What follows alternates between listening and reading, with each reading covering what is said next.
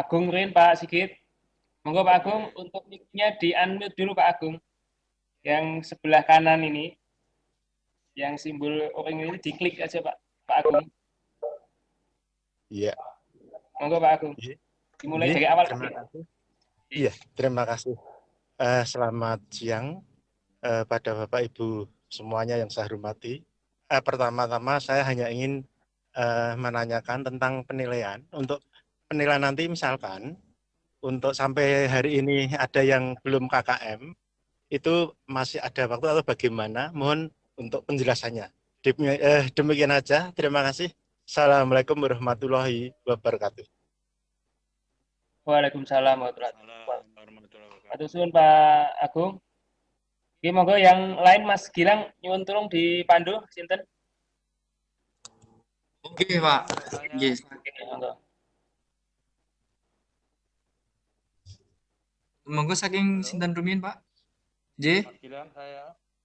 Suaranya kurang besar Pak Sigit. Oh, J. Oke, Pak. Pak Sigit. J. J. Sudah bisa ini. Sudah. Ya, cukup J, monggo. G. Assalamualaikum warahmatullahi wabarakatuh. Waalaikumsalam. Salam sehat Bapak Ibu semua. Tetap semangat. Kami mengikuti dari tadi apa yang ngendikake Pak Sam. Memang runtut sekali dalam artian kami hanya sebagai kaping dan guru menanyakan saja untuk anggota kami. Mas Gilang yang ada di tekstil walinya hadir semua nggih. Itu satu itu. Terus nanti harapan saya kan ini baru hadir beberapa. Nanti hasil daripada rapat ini bisa di-share karena memang ini hal yang baru bagi kita, makanya nanti kalau di-share bagaimana teknik pelaporannya dan sebagainya, wali kelas tahu semua. Terus nanti guru-guru yang belum nilainya masuk juga mengerti kepentingan PTS untuk anak-anak kita. Nah, ini kan yang garda terdepannya adalah wali kelas. Wali kelas harusnya memahami sekali untuk pelaporan nilai itu untuk anak-anak, menuntun anak untuk sampai bisa melihat hasil rapotnya dan bisa mencetak rapotnya. Ngatur Mas Gilang, matur nuwun. Saya hanya menyarankan saja. Terima kasih, tetap sehat, tetap semangat. Pak Sam, akhirnya saya pulang ke rumah ini. Ini saya di rumah. Tadi sekolah ini akhirnya ke rumah. Matur Pak Sam, Assalamualaikum warahmatullahi wabarakatuh. Matur nuwun. Waalaikumsalam. Matur nuwun Pak Sigit atas masukannya. Kemudian Bapak Ibu yang lain.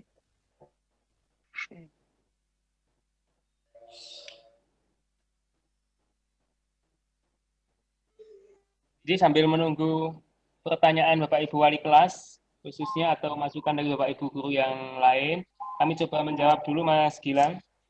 Yang pertama terkait dengan Pak Agung, bagaimana dengan batas penilaian? Batas penilaian PTS maksudnya. Pertama-tama kami perlu sampaikan Bapak Ibu bahwasanya PTS ini sudah kami rancang dari awal dan seterusnya. Paling akhir penilaian ini tanggal 13 April Bapak Ibu. Ini dengan harapan Bapak Ibu tidak yang mungkin dapat tugas-tugas yang lain ini tidak bertumbukan dengan kegiatan yang lain maksudnya. Seperti halnya Bapak Ibu Kapro Kabeng ini kan juga harus melakukan PTS, tapi sisi lain kan harus melaksanakan uji kompetensi dan ujian sekolah dan seterusnya. Sehingga untuk batas pelaporan penilaian ini kami harapkan tanggal 13 April sudah selesai.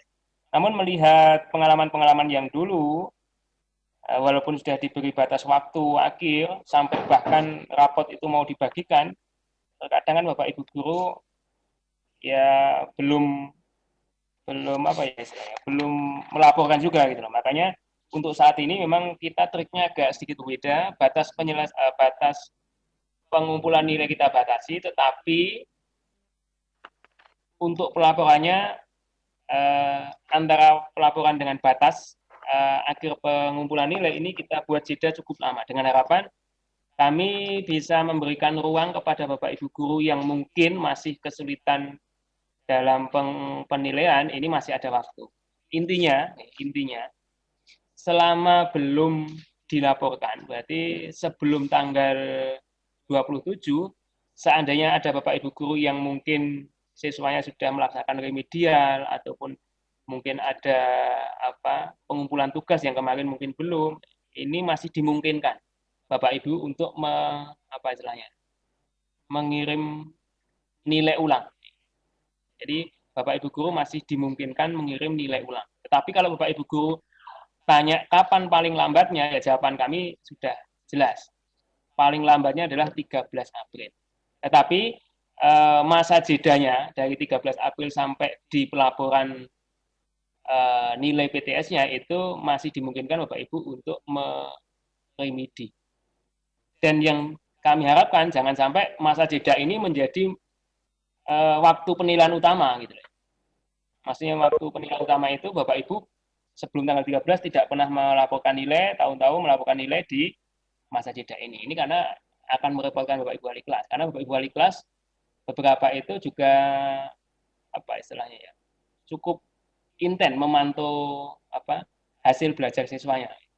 Jadi yang nilai siswanya itu tidak KKM, Bapak Ibu wali kelas ini ternyata juga ya itulah yang diharapkan, memantau dan menghubungi gurunya atau mungkin kalau tidak berkenan menghubungi gurunya biasanya menghubungi kurikulum, kemudian kami yang menghubungkan. Itu Pak, seperti itu Pak Agung. Jadi masih dimungkinkan untuk penilaian sebelum tanggal 27. Tapi bukan penilaian utama Pak Agung. Jadi ini sifatnya untuk bagi siswa yang mungkin menuntaskan pembelajarannya dalam kurun waktu setelah batas akhir pengumpulan nilai. Jadi masih dimungkinkan itu. Kemudian terkait dengan Pak Sigit, terkait dengan kehadiran wali kelas, seperti yang kami sampaikan tadi Pak Sigit, ini adalah hal yang utama, kami belum berani mewajibkan. Walaupun mau tidak mau kalau kita hidup di zaman sekarang ini, secara tidak langsung yang mewajibkan nanti Bapak Ibu sendiri. Karena kalau tidak Bapak Ibu tidak berkenan mengikuti perkembangan zaman, nanti kita semua yang akan berkenan. Jadi terkait dengan wali kelas, Pak Sigit, seperti yang kami infokan di awal tadi, ini Vicon ini sifatnya masih suplemen. Tapi suplemen ini kalau Bapak Ibu ikuti, insya Allah akan membuat pemahaman yang gamblang. Kemudian terkait dengan Bapak Ibu wali kelas yang belum gabung di sini, nanti kami akan infokan edarannya Pak Ibu. Infokan edaran pelaporan PTS, kemudian jadwal PTS, berikut teknis yang dijelaskan Mas Gilang tadi, sudah kita buat dalam bentuk video, baik yang menggunakan laptop ataupun yang menggunakan handphone. Berikut nanti hasil rekaman ini Bapak Ibu, hasil rekaman Vicon ini nanti akan kami share di YouTube sehingga Bapak Ibu wali kelas atau Bapak Ibu guru lainnya berkenan untuk ya paling tidak ikut memahami gitu. Ikut memahami sehingga nanti kalau ada pertanyaan-pertanyaan sepele itu tidak harus dilempar ke itu kerjaannya kurikulum misalnya. Jadi yang kita harapkan ada kerjasama yang baik antara lini. Ngaten Pak Sigit, kemudian garda terdepan wali kelas. Halo. Betul. Jadi memang wali kelas ini yang utama, akan ada pendamping dari tim. Oke, monggo Pak Sigit jika ada hal yang masih kurang, kami beri waktu. Monggo Pak Sigit. Matur nuwun Pak Sam. Monggo Bapak Ibu guru sanesipun. Saya Pak Gilang. Monggo Pak. Halo. Pak Sugeng. Terima kasih. Assalamualaikum warahmatullahi wabarakatuh. Waalaikumsalam warahmatullahi wabarakatuh. To the point saja ini Pak Sam dan semuanya Bapak Ibu. Terkait tadi yang dijelaskan Pak Sam untuk mengetahui efektivitas proses pembelajaran tadi. Itu kalau misalnya ada nilainya yang KKM-nya itu banyak, berarti itu tidak efektif. Dan mungkin ini menurut saya ini perlu kita garis bawahi dulu, Pak. Karena apa? Karena melihat situasi dan kondisi yang seperti sekarang ini. Contohnya ini saya, yang kelas 10 multimedia B, mapel desain grafis, dasar desain grafis percetakan. Itu ternyata, Pak, dari hasil produk atau karya yang dikumpulkan anak, satu kelas itu ternyata setelah saya cek semuanya, saya teliti, itu hanya mungkin ada 5 siswa yang berkarya, yang lainnya itu copy paste dari 5 siswa ini, Pak. Seperti ini kan menjadi kasus. Akhirnya nilainya kan ya sementara saya berikan nilai 70 yang saya curigai mengcopy karena data karyanya tuh sama persis, jamnya sama, pokoknya semuanya sama persis plek, nggak ada perubahan.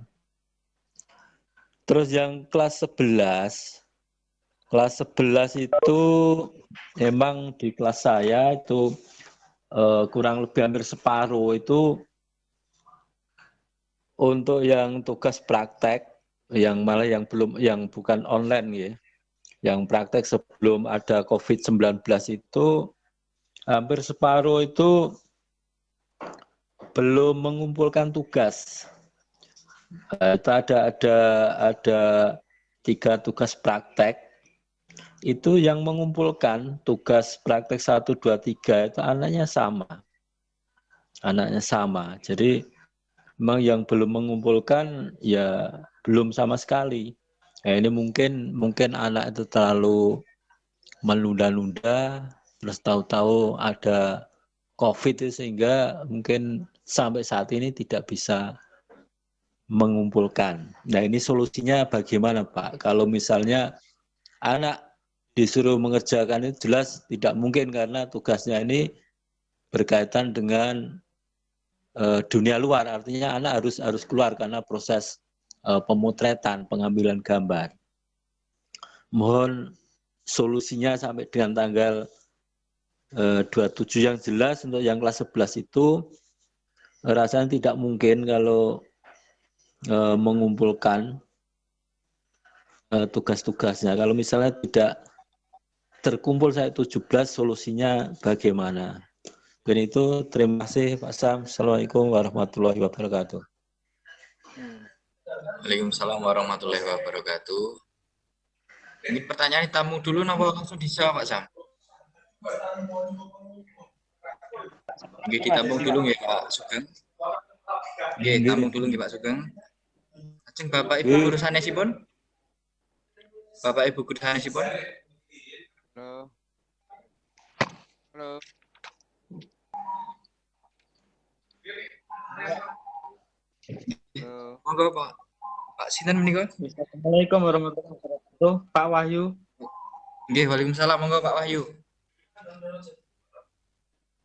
Ini Pak, saya mau bertanya, di struktur kurikulum keahlian TKJ itu ada mata pelajaran kewilayahan, pramuka, literasi, dan BPBK. Nah, itu untuk di penilaian tengah semester, itu apakah wajib muncul atau tidak, Pak? Itu yang pertama, Pak Sam. Kemudian yang kedua, nanti saya tolong minta file yang PowerPoint tadi Pak di atas biar nanti bisa kita pelajari. Oh iya. Oke, ngoten mohon Pak Sam. Assalamualaikum warahmatullahi wabarakatuh. Terima kasih Pak Waalaikumsalam. Wahyu. Saya jawab dulu Mas Gilang. Monggo Pak. Terima kasih Mas Gilang dan Bapak Ibu semuanya yang terkait dengan efektivitas tadi. Memang Bapak Ibu dalam menjawab yang tadi sampaikan Pak Sugeng ini memang perlu proses Bapak Ibu. Jadi tidak bisa sak-sak-nyet dalam artian langsung tersolusikan memang tidak bisa. Jadi seperti yang sudah kami sampaikan di rapat-rapat sebelumnya, baik itu biasanya ini saya sampaikan di rapat prapleno kenaikan biasanya. Khususnya yang mapel praktek Bapak Ibu. Jadi memang ketidakdisiplinan siswa, baik itu offline ataupun online, ini masih menjadi permasalahan di sekolah kita. Apalagi yang online kan begitu. Sehingga untuk jawaban dalam jangka panjang dulu nih Pak Sugeng. Dalam jangka pendek nanti ada lagi. Jadi dalam menghadapi permasalahan yang seperti ditemui Pak Sugeng ini memang tidak bisa solusinya langsung kita berikan. Jadi solusinya memang perlu jangka panjang. Jadi di pembelajaran praktek itu memang yang digaungkan Bapak Presiden saat ini proses itu tidak perlu. Yang penting output.